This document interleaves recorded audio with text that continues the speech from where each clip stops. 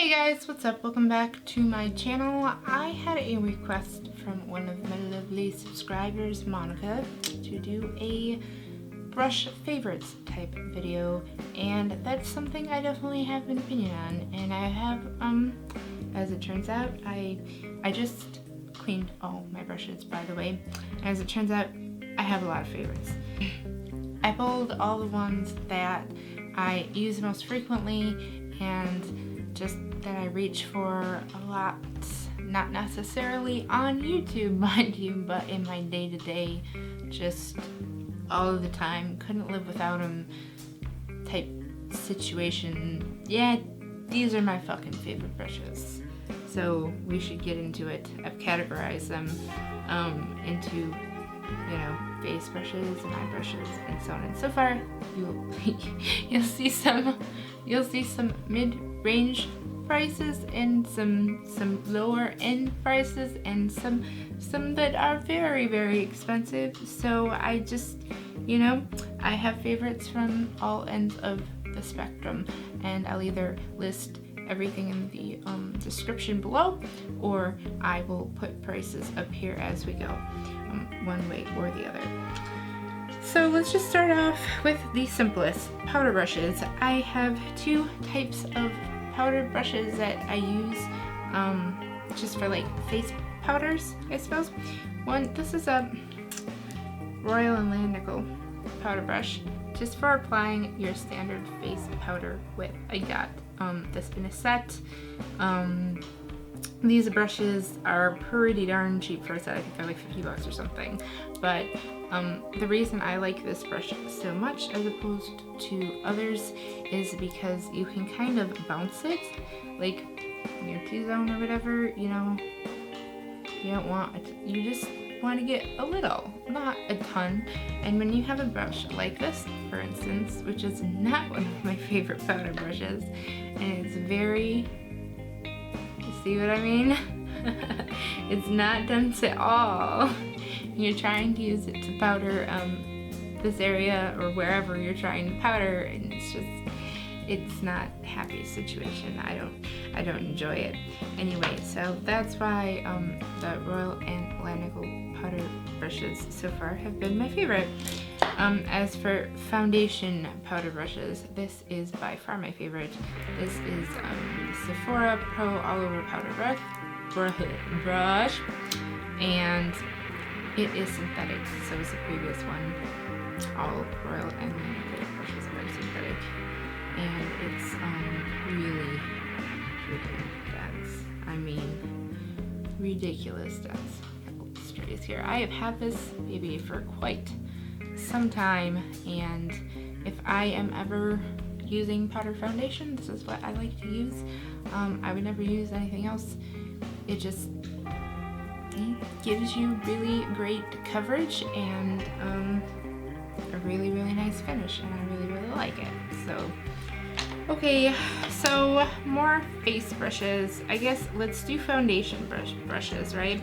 These guys are exactly the same. I liked it so much I got it in two different colors.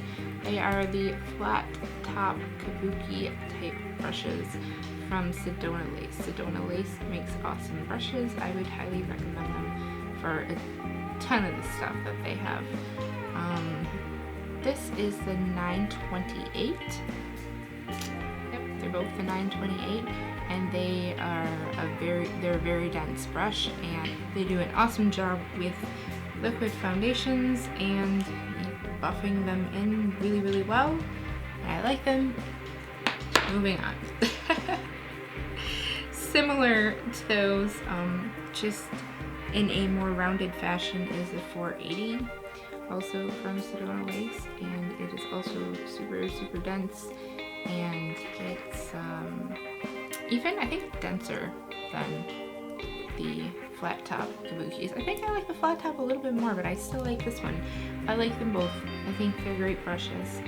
A staple that has been just, I always come back to it, is the Urban Decay Good Karma optical blurring brush.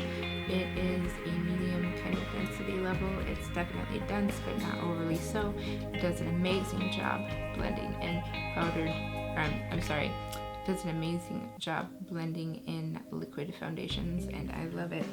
I have 2 of those. I like it so much. I am not one for duo fiber stippling brushes. They are not my fave.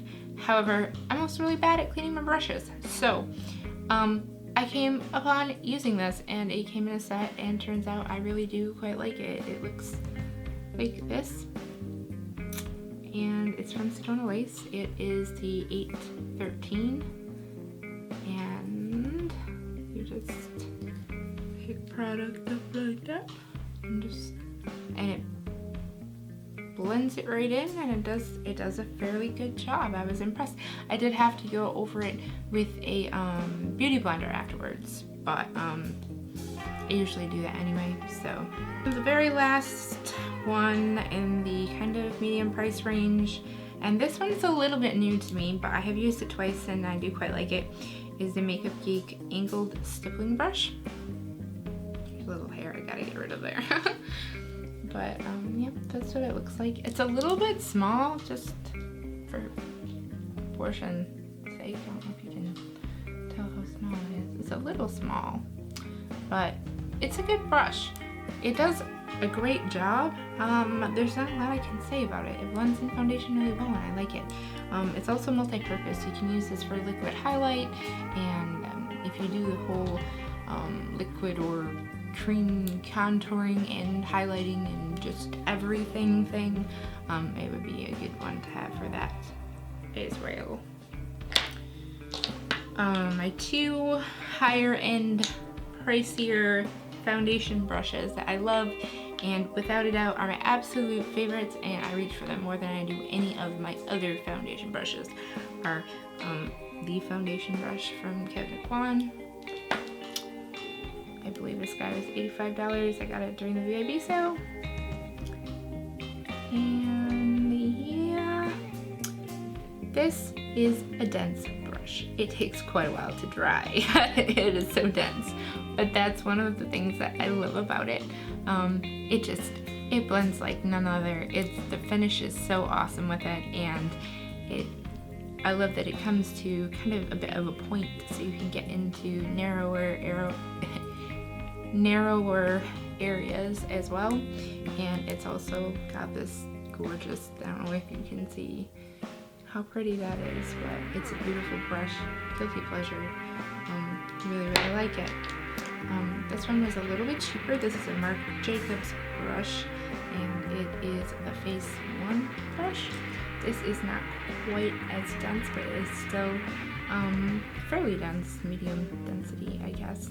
Definitely dense enough to do the job, and it works like a dream, blends like a dream. Don't have one bad thing to say about it. I love this fucking brush. It's a great brush. Just Marc Jacobs, nice good stuff, man.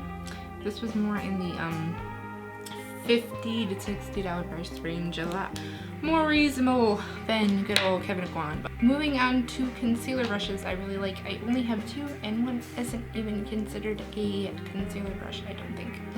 This is Sephora's Pro Airbrush Concealer Brush, and look like that. It's awesome. It buffs in like for the under eye, just flawless. I really, really like it. And the next one is, it says Pro Contour Highlight, and I don't know, but for comparison purposes, the biggest difference is that this one's slightly fluffier, and this one's slightly denser, and this one has a taper tip, and that comes in really handy, especially in, there. So I like that as well, especially for liquid concealer, which is, the only kind of concealer I really use. Then we are into face brushes as far as contouring and highlighting and that sort of good thing. This one is from Sephora. It is one of their new ones, or newer ones, their Pro Contour brush, and it is a tulip shaped brush, and it is not very large at all. I'll show a size comparison to another one I really like. This is the Sedona lace one. Like those both a lot for contouring with. This one is more of a multitasker. You can highlight with that guy all day long. But this isn't as great as at blending out contour as a larger brush would be. I mean, it's possible, but I just prefer a larger brush for that. So you can use it to set your under eye powder too, so I like it for that as well. It's definitely multi-purpose, and I love brushes that you can use for lots of different things. The Sedona lace one is it is not my favorite tulip brush, but it is one that I use fairly frequently, and it does a really good job.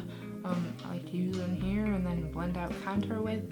You know, if you're familiar with my channel at all, you know I don't usually like a very harsh contour at all. So that, you know, the fact that it's not super dense, you can see there, not dense at all. It's much more on the fluffy end of the spectrum. Not an issue for me. Oh, that was the Sedona lace was the FB03 brush, if you were curious. Next is the Sedona lace 313 brush, and I don't know what they specify it's used for, but I like to use it for highlighting. You could probably use it for contouring too, but I like it for highlighting and setting underneath my eyes and maybe even in my T-zone and stuff like that. This is a great brush for that. It's a good brush. I like it.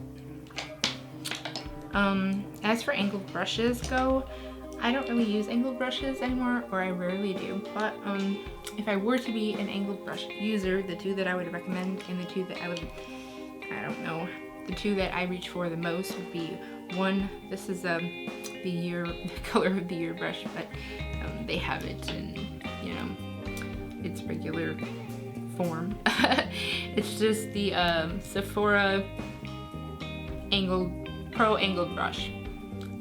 Sephora makes great brushes. They do. For the most part, their brushes are all pretty darn good, with a few exceptions. It's not too dense, and it's not too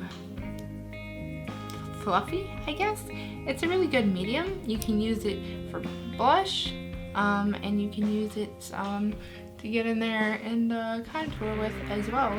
So it's a great multi-purpose brush. The other one that I actually would reach for more, just because I don't tend to use angled brushes for contouring or blush these days as much anymore, is the Sedona lace 850. You know, a lot of Sedona lace in here, but I have a lot of their brushes and I really do like them. And it's not nearly as dense as the Sephora one, as you can see. And I like it for that reason, because it's really great for applying highlight. And if I run into a situation where I can't find what I would normally use to highlight with, this works awesome. And you can, again, setting things with it works well.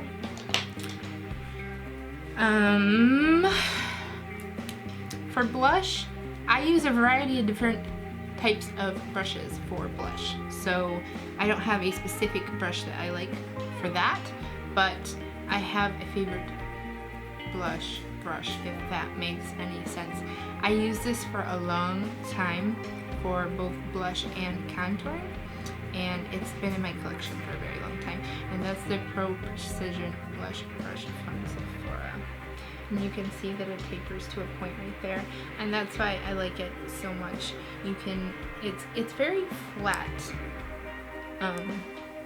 You can pop blush on really easily with it, and you can also use a tapered point to put your contour on, and then you can just take the brush and buff it out, and it's a good brush. A newer one that I just came upon is Makeup Geek's Rounded Blush Brush. Actually, I have been using this for contouring the last few times in recent history. I've used it like 2 or 3 times. And so it's hard to like say it's a favorite brush, but it's a very nice brush. And typically I don't contour this way, but I'm learning to kind of like it. Just to place contour, if you want a denser application of product for contour with a powder product, this is a great brush for that. And then to go ahead and blend it out with something else. And that about does it for that. And now we have eye brushes, and then at the end I will show you my very favorite brushes of all time. I have quite a few here from Makeup Geek, so get ready. Defined Crease Brush. This is awesome. It's just, it's slightly fluffy, not too dense. It gets in there really, really well, and you can blend with it and place color with it, and I really like that one. Makeup Geek's Smoky Eye Brush. You probably, if you watch my videos, you see me use this a lot with loose pigments. This is great for picking up loose pigments. It's great for blending colors together by like pressing them together instead of sweeping things together. It's just an all-around really good brush. Soft Dome Brush from Makeup Geek. This is just kind of a larger version of their defined crease brush, and I like it as well for right in the crease area. It's a not as precise an application of product. It's more diffused. I do like it a lot. We have a pointed crease brush, multi-purpose. Great at blending out shadow underneath, smoking out lower lash line. Great for that. Also great for definition work in the crease. Just really awesome brush. Really like it. And then there's the Outer V brush from Makeup Geek. I also like this one. Besides the fact it's called an Outer V brush, I don't know what, I mean, I do use it there sometimes. It's kind of, you can use it for a lot of things. It's a little round brush. Fairly dense. It picks up color really well. It applies it really well. It is really good for the Outer V, so that's an awesome brush. One of the last ones I have from Makeup Geek. This one isn't clean. Some of these aren't clean. Most of them are. The small crease brush. This is one of the newer ones I have from them, and I swear, this is just, it's such a good brush. I guess I could compare it. I'll compare it to the pointed crease brush. So this is the pointed crease brush, and this is the small crease brush. Now let's hold up for size reference. They are very similar, but it depends on where you're placing shadow at, and they're good for different things. They both can be used to smoke out the lower lash line. It just depends what you're doing with it. They're both great brushes, and I like them both a lot. For your larger blending type eyeshadow brushes, I have some from Sedona Lace that I like a lot. One is the EB15, nice and fluffy, not dense at all. It's for blending out color, crease. Here's one that's a little bit smaller from, oh, this is from Langnickel, I'm sorry. This is Crease BP BE217, and it's just a little bit smaller. Also not overly dense. They're fluffier brushes, and they're great for blending out color, diffusing color here. And I like to use this guy as Sedona Lace EB13. This is the bigger one that I have. I like to use that for blending out the brow bone and stuff like that. That's an awesome brush to do that with. I have a smudger brush that's really nice here. Sedona Lace EB21. Really nice smudger brush. It's still soft after a few washes. Doesn't scratch the hell out of below my eyes, which is, you know, that lower lash line is usually where I use a smudger brush. Oh, I have one more from Makeup Geek. My favorite pencil brush comes from them, and that's to either place color with or blend out the lower lash line. And yeah, it's a really nice pencil brush. I like it a lot. I keep saying that, but it's true. The other pencil type brush I have is from it's from Royal and Langnickel, and that is their Tulip 7. And it says smudger, but looks like pencil to me. I've said that in so many videos now. But it's great for picking up color and just like placing it along here. It's great for blending it out too. I really like it a lot. A lot of the Sedona lace, Royal Langnickel all came in sets, I think. And I believe a lot of them are available individually as well. So, and they're really reasonably priced. My two go-to brushes for brows would have to be my top, like, #1 all-time favorite brow brush. Call me a basic bitch if you want, but it's the Anastasia Beverly Hills brow, whatever it's called, brow, can't read. The number 12, it has a spoolie at the end, so I like that. Kind of necessary when doing your brows with a pomade or anything like that. I use a pomade half or more of the time I do my brows here lately, so I like it. And I'll compare it here to the Sedona Lace EV17. It also has a spoolie on the end. The Sedona Lace is a little bit smaller. I'm going to show you, hopefully you can see an up close there of the bristles of the brushes. They're both very nice. I like them and things. Here's what I don't like. This one I got in a box from something. It's called the Body Graphite Pro. I will show you the bristles on this brush and why I don't like it. Hopefully you'll be able to see. And it's really rough too. It's super scratchy, and they're all, it's just, this is a terrible fucking brush. I'm sorry, BoxyCharm or whoever sent this to me, but this is an awful brush. And yeah, I have one from Real Techniques that I really like, but this is from the NYX Pick set. I think that this specific brush though is just, I mean, their standard like eyeshadow brush, I think they call it. Yeah, it just has a base shadow brush on it, and it's great for just an all over base shade or something like that, for blending anything. It's a great multi-purpose eyeshadow brush. I like it.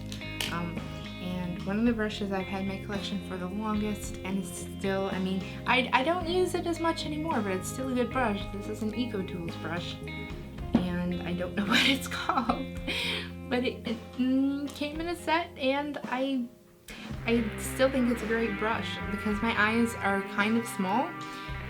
And it's really great for all up in here and blending out as well, because it's not too dense to that so that it won't blend. You can blend it out too, so I like that. Last but not least, these are my favorite brushes of all time. They are on the much higher end of the price range. Not trying to brag or show off.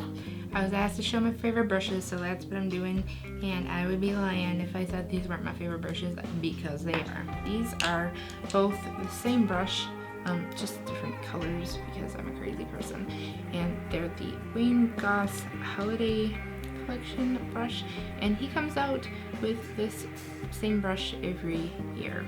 I believe that it is 85 bucks. I love this for contouring. This is my favorite tulip styled, I guess, tulip style contouring brush. It's also a great multitasker because you can highlight with it too. It's great at blending contour out. You can place blush with it, blend blush with it. You can do everything with it. You can set powder with it. So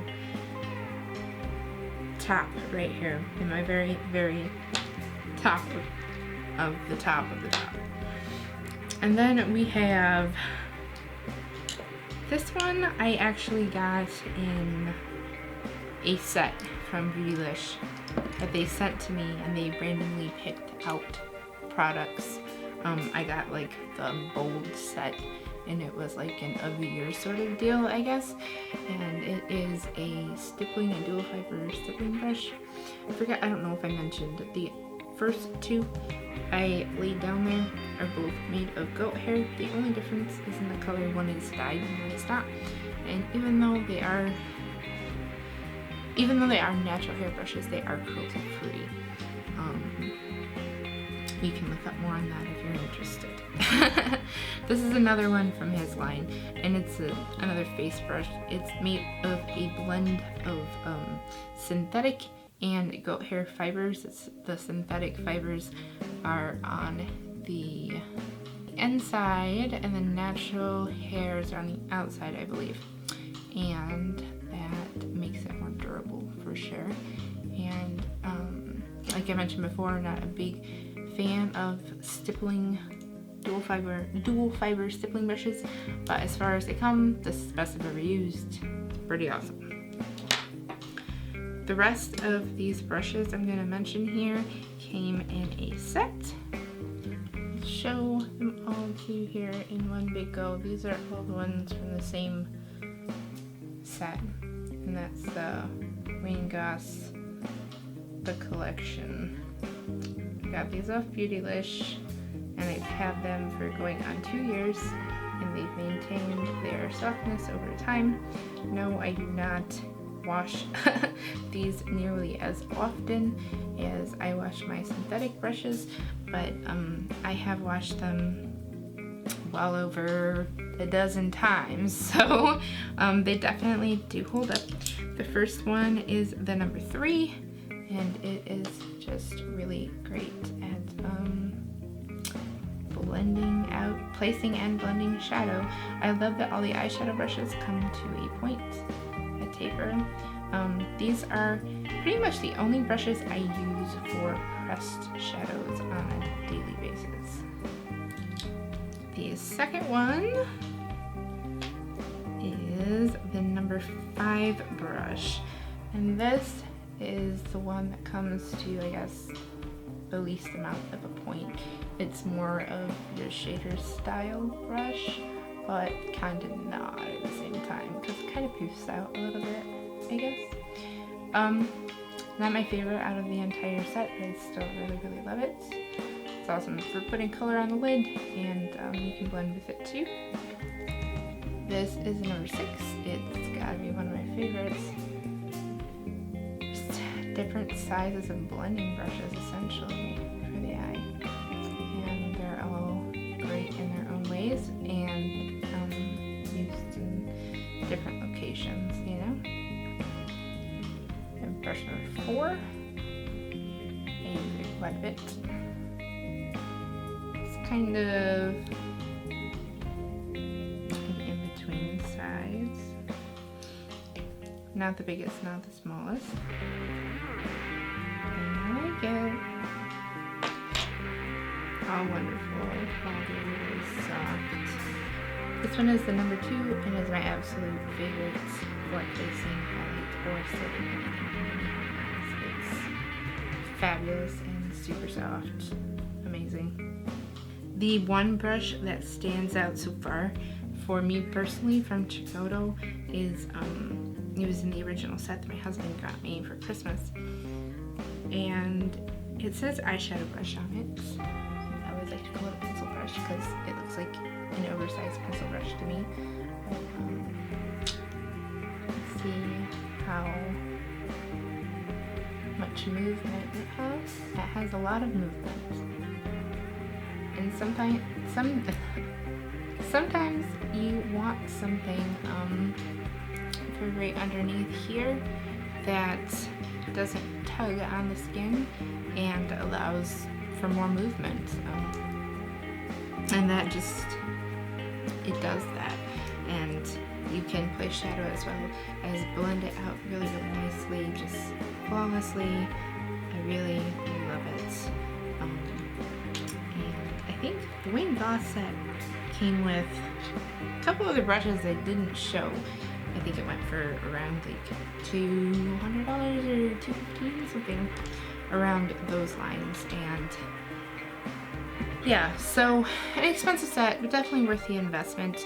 My only complaint is that the ferrules of these brushes have not really withstood the test of time.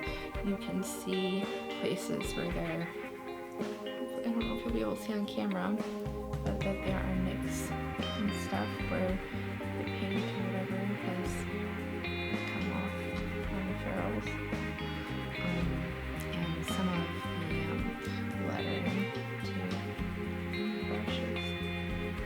guys were off. But